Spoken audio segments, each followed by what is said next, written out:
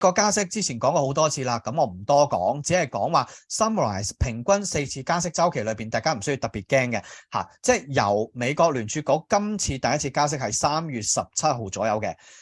咁你去翻佢停止咗加息呢段期間，即係唔再加啦。嗱，個股票市場嘅表現，最多嚟講，你見到加個息咧係6厘嘅，係1990年，1990年嗰次。加到去95年咧，加咗成由3厘加到6厘啊！當時嘅標普500指數都升到4.5%，即係埋單計算下呢段期間。嗱，咁跟住落嚟咧，你見話如果再加得多啲嘅咧，就有1999年去到2000年嗰大約1年左右嘅時間啦，加得好快好密。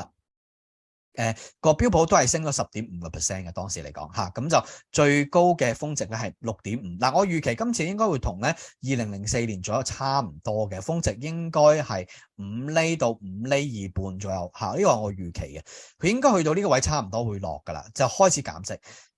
咁所以咧，大家密切關注翻。但係平均咁多次咧，4次嚟講咧，其實你見到個數據咧，平均標普500指數咧個回報率咧係大約係15.28%。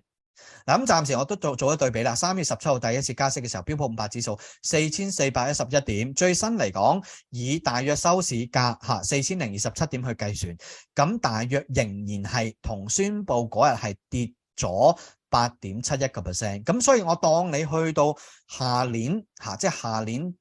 第三季9月尾停止咗加息，咁應該停止加息嘅時候埋單咧，我覺得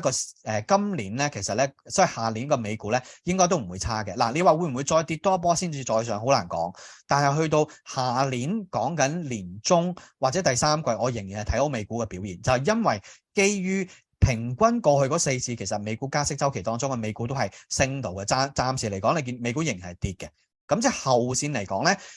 指標去到呢一度啦，咁嚟緊3月28、29號，咁余 Sir 會喺旺角有一個咧實體班嘅股票課程啦，咁會深入同大家去分析呢一啲嘅指標，同埋點樣去衡量一間企業喺呢啲指標上面係咪優質嘅股票，咁希望大家多多支持，拜拜。